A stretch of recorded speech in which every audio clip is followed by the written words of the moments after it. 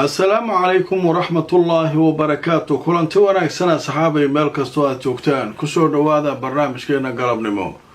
Waa maalinimo Jimcaha, barnaamijkuna waa kii labaad, taariikhduna waxay ku beegan tahay 5 September sanadka 2025. Haddaba qodobada barnaamijka waxaynu kaga hadli doonaa wararkii ugu waaweynaa ee soo dhacay tan iyo intaynu kala maqnayn. halkee buu marayaa dagaalka ka soconaya Gaza? duqeymaha Israa'iil ilaa hadda maxay burburisay? iska caabinta Falastiiniyiinta ee Casa Musa ilaa hadda maxay burburiyeen? xaaladda wararkii ugu dambeeyay Gaza iyo jawiga siduu ahaa wax yar ka hor magaalada Gaza.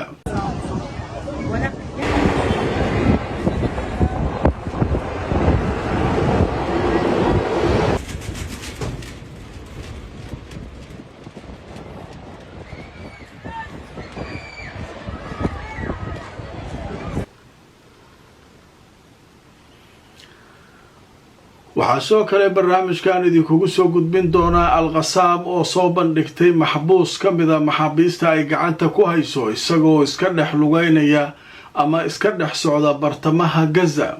fariin ayuu Netanyahu u diray wasiirka gaashaandhigga Israa'iil, isaguna wuxuu ku hanjabay in la furay albaabkii naarta sida uu yiri magaalada Gaza, wuxuuna sheegay inay sii xoojin doonaan weerarada ay ku hayaan magaaladaas.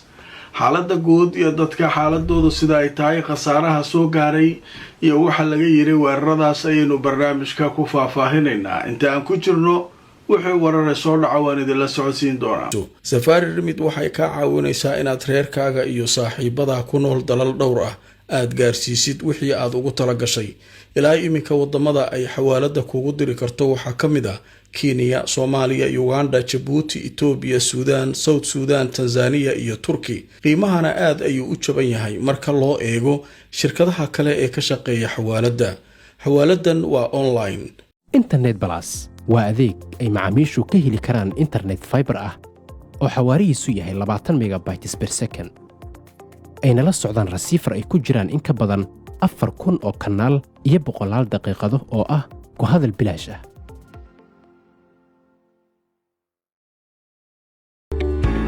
dhammaan bulshada waxaa lala socodsiinayaa gaar ahaan magaalada London in xarunta dhinaca caafimaadka ee French and Overseas Clinic ay ku taalo meel aan ka fogeyn stationka tareenka ee Baker Street ee bartamaha magaalada London. halkaa waxaa jooga dhaqaatiir kala duwan oo ka daaweynaya cudurro ay ka mid yihiin kuwa maqaarka, kuwa carruurta, kuwa haweenka iyo cudurrada guud. dhaqaatiirta halkaa ka howlgashay howlwadanaduba waxay diyaar u yihiin inay wixii caafimaad ay kula qabtaan. ogeysiis muhiim ah waxaa lagu wargelinayaa dadka Soomaalida ee ku nool magaalada Muqdisho iyo guud ahaan Soomaaliya in la furay xarun ay ku midaysan yihiin injineero Soomaaliyeed oo dhanka dhismaha ah. waxaana lagu magacaabaa xaruntaas Vanguard Solutions. waxay ka caawinayaan hindisaha iyo naqshadaynta dhismooyinka kala duwan sida daaraha dhaadheer iyo kuwa gaagaaban, kaabayaasha culus ee dhaqaalaha sida wadooyinka, buundooyinka, eeraboorada iyo dekadaha, iyadoo ay ku adeegayaan injineero khubaro ah oo ka soo shaqeeyay dalka dibadiisa sida wadamada Midowga Yurub iyo Ingiriiska iyo qaar ka mid ah dalalka Bariga Dhexe. waana khubaro ka diiwaan gashan machadyada qabiirada injineerada ee dalka UK sida macadka la yiraahdo Institution of Civil Engineers oo marka la soo gaabiyo loo yaqaano ICE, kuwaas oo ka gaaray heerka aqoontooda C Engineering iyo waliba dib u dhiska iyo dib u dayactirka dhismooyinkii ku burburay dagaaladii sokeeye. waxay sidoo kale ku ballan qaadayaan inay ka shaqayn doonaan adeegyadaasi. fadlan la xiriir telefoonada iyo emailada shaashada ku qoran si aad u hesho injineeradan takhasuska u leh dhismaha kala duwan. kulanti wanaagsan asxaabay, meel kastoo aad naga daawanaysaan ku soo dhawaada barnaamijkeena galabnimo. waa galabnimo Jimco ah, mar kale waxaan idin leeyahay Jimco mubaarak. haddaba waxaynu guda galaynaa barnaamijkeena labaad ee maanta oo Jimco aan idiin soo gudbinayno. barnaamijkeena waxaynu maanta kaga hadlaynaa xaaladda Gaza inta badan sida ay wax yihiin. saakay wax badan baan ka hadlay barnaamijkii subaxnimo ilaa khariidadii sida ay wax u socdaan. wax badan waxaan u malaynayaa inaynu fahamnay. haddaba marka maxaa soo kordhay tan iyo saakay intaynu kala maqnayn? haddaba saakay nimankii waxay sii wadeen weeraradoodii. waxay sameeyeen dhinaca cirka ayay aada u duqaynayeen. maanta waxaa yidhi qaybihii dambe bahaaladii ay soo gelinayeen qarxayay waa yaraayeen, laakiin diyaaradaha dagaalka ayaa cirka ka duqaynayay gaza.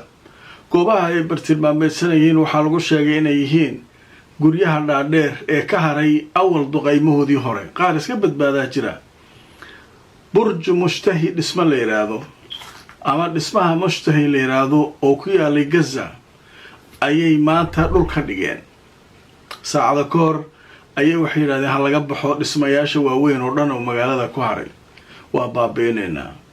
dhismahan marka ayay maaragtay diyaaradaha dagaalku ay duqeeyeen. dhismo dheer waaye oo bartamaha gaza ku yaalay, marka waana dhisme dadka inta badan ay kaga dhuuman jireen dhibaatooyinka iyo duqaymaha iyo qabowga iyo waxa kan iyo iska geli jireen.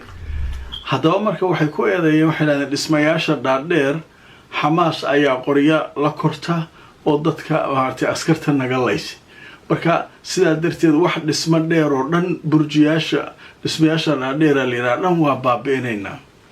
haddaba marka hore aan idin tuso jawiga siduu ahaa iyo xaaladdu siday ahayd, walaahowga meesha ka jira, duqaymaha, dadka caruurta iyo waalidkii oo kala cararaya, qaylada ka socota gaza. ilaahu dadkaa badbaadi. aan bal daawano xogaa.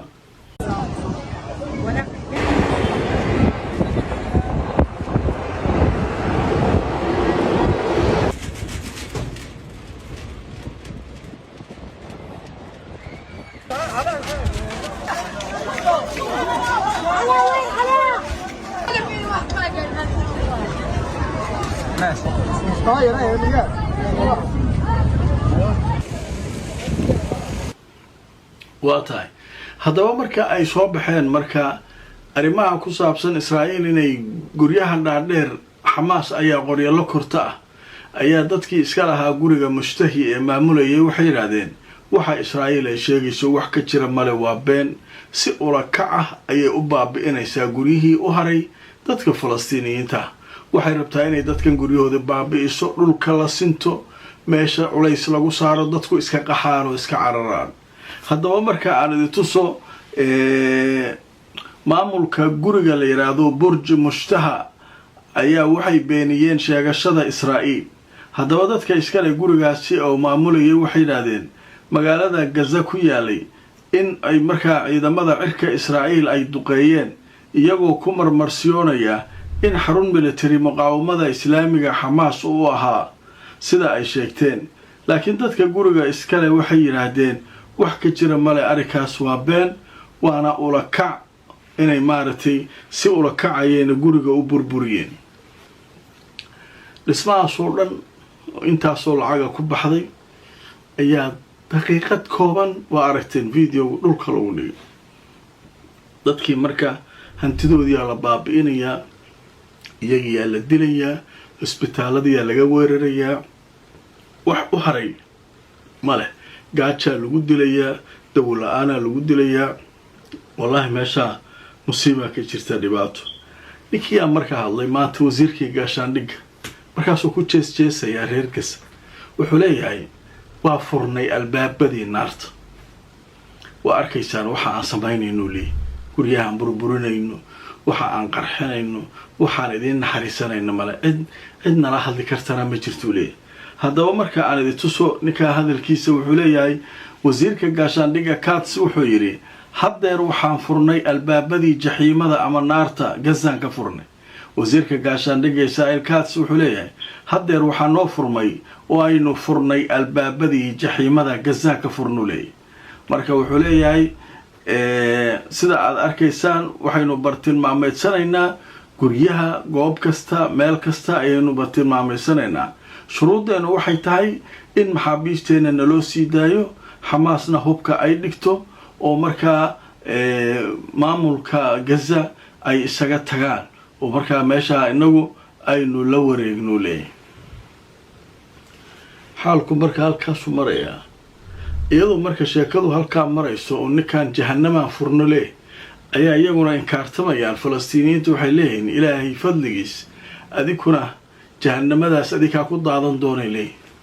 jahanamada aad sheegtay inaa ka furtay gaza albaabkeeda waa furtay, waxa ku daadan doona adinkaa noqonaysaanay leeyihin marka sheekadii halkaasi mare laakiin lama soo sheegin weli wax ciidan dhulka ah oo Israa'iil ay si toos ah u gelisay inkastoo ay leedahay 40% eeriyadaas waa qabsanay laakiin qabsashada waxa lagu tilmaamay inay burburisay oo wax jooga aan la arkin oo marka meesha ay markaasi ay leedahay waa burburinay marka xaalku marka halkaas u maraan nimankan marka Israa'iiliintu waxay taagan yihiin annagu maxaa wareer u galeynaa dhulkana waa ka qarxinaynaa cirkana waa ka qarxinaynaa ilayhi marka sheekadu ayaduna halkaasay markaa maraysaa marka qaybtan halka ayaynu ku joojinaynaa qayb kale oo waxaa jirta wararka cusub ka mid ah nimanka la yiraahdo Al-Qassam waxay sheegayaan waxay leeyihiin Al-Qassam waxay leeyihiin nin waxay soo bandhigeen maxbuus ah oo maxaabiistii hayeen ka mid ah kaasoo markaa bartamaha magaalada saas loogu wareejinayo godkii laga soo saaray fariino wuxuu u dirayaa ninka la yiraahdo Netanyahu marka aanada tuso wararkii ugu dambeeyay sheekada laga qoray Al-Qassam waxay faafisay video oo markaa ku saabsan maxbuuska Israa'iiliga ah kaasoo gudaha magaalada Gaza dhex wareegaya sida la leeyahay haddaba marka waxa leeyahay Kataib al-Qassam garabka militariga Hamas ayaa maanta Jimcaha waxay soo dhigeen video ay markaa ku muujinayeen maxbuus Israa'iiliya kaasoo gaari dhex saaran oo markaa ku dhex wareegaya burburka guryaha ay burburiyeen Israa'iiliyiinta ee magaalada Gaza dhexdooda isagoo ku wareegaya wuxuu sidoo kale sheegay in markaa ninka la yiraahdo Netanyahu uu mas'uul ka yahay dhibaatada iyo haysashada maanta isaga la haysto waxaana uu sheegay waxaan aaminsanahay ayuu yiri xaqiiqadu inay tahay in xukuumadeena oo Netanyahu iyo Ben Gvir iyo Smotrich ay iyagu markaa mas'uul ka yihiin inay arinka maxaabiista ay iyagu markaa sida inay ku jiraan ay doonayaan marka ninkaas marka waxa leeyahay fariinay ahayd idinku wax kasta soo ma baabaynaysan dadka soo ma leeynaysan dadka ku dhex jiraan ogaada waa maxaabiistiin magaalada dhexdeeda wax ka marayaan marka hadaa godadka kaliya u maleyshiin god kaliya kuma jiraan banaankana waa joogaan marka dadkan aan leeynaysan kuwiinana waa ku jiraan waaye fariintaas marka iyaduna la soo diray hadaba marka sheekadu halkaas ay maraysaa xaaladdu cirkaas ay maraysaa reer Gaza marka culays fara badan saaran ilaahay oo marka culayska ka qafiifi ayaan leenahay qadar xayeysiisa kadib waxaan u gudbaynaa qaybaha dambe ee barnaamijka iyo Netanyahu xafiiskiisa oo war soo saaray متعشى برشاد القرآن الكريم يا علوم الشريعة هب عصرية أونلاين أذيك وجوه كوريجا أما قبض على شقة مركز دار التقوى وحكومة بري القرآن كهب عصرية أونلاين ما دون كتكبر كرتو حكم ذا القرآن الكريم إكادة لغة عربية إيو علوم الشريعة استوان قلت وايد سعوطة فضلا هروكاد وهي فاهينا كلا حديد من برض الشاشة كان المغضى هموكاد دوكسيجا مركز دار التقوى شركة إمارة لكشري هومز وشركة قرية عصرية كدست مقالة نيروبي دالك كينيا haddana waxa ay ka wadaa dhismaha loo yaqaan The View xaafadda Backlands jidka 6 Avenue City Park dhismaha The View waxa uu leeyahay adeeg kasta oo asaasi ah waxaana uu ka kooban yahay sida 2 qol 3 qol 4 qol iyo waliba qolkii shaqaalaha iyo 4 qol oo 2 dabaq oo isdul saaran waa nooca loo yaqaan duplex haddaba imika waxa socda barnaamijka sharikadu ay u bixisay 90 days promotional kaasoo la magac baxay hoyga waa muhiim hanti yeelo kala xidhiir telefoonada kula wanaagsan asxaabay jimco wanaagsan barnaamijkeeni galabnimo ayanu maraynaa waxaynu ku jirnaa qaybihii ugu dambeeyay ee barnaamijka qaybtan waxaynu ku soo qaadanaynaa Netanyahu xafiiskiisa ayaa soo saaray war ku saabsan xaaladda Gaza haddaba marka aan idin tuso Netanyahu xafiiskiisa wuxuu leeyahay annagu wax uu nayeelayo ma jiray leeyihiin dacaayad kasta oo video oo la soo dhigo oo marka wax dacaayada annagu marka hadafkeena iyo ujeedadeena waan xaqiijinaynaa iyagoo u jawaabaya fiidiyoyada maxaabiista laga soo duubaya ee xamaas ay soo dhigayso. ra-iisul wasaaraha xukuumadda waxa uu sheegay in markaa dagaalka ay suuragal tahay inay joojiyaan sida ugu dhaqsaha badan, laakiin shardiga uu yahay midkii ay horey usoo dhigeen, kaasoo ah in maxaabiista la soo daayo, hubka ay dhigaan xamaas, israa'iilna ay maamulka amniga ay qabsato magaaladaas oo markaa xukuumad aan wax dhibaataa keenayn halkaa markaa laga sameeyo. laakiin waxay sheegeen video kasta oo lasoo dhigo waxay u arkaan dacaayad inay tahay, marka waxay leeyihiin waxba kama dhimayo hadafkeena iyo ujeedada aan doonayno inaynu Gaza ka gaarno. marka Netanyahu warkiisu waa cad yahay, wuxuu leeyahay video soo dhiga, maxbuus ka hadal siiya, waxa rabtiin sameey, anaga waxaas ma nacliso, shuruudahan kaliya ayaan rabnaa in maaragtay maxaabiista la keeno, xamaas hub ka dhigto, iska baxdo, meeshana annaga aan la warayno. intaas haddaan la helayn wax shaqaynaa ma loo leeyahay. marka waa arki doonaa kolley xaalku halkaasuu maraa, marka halkaasaa la isku midiyaa afaysanayaa, baashu cirkaasay maraysaa. reer Gaza weerar culusaa lagu hayaa, duqaymaa lagu hayaa.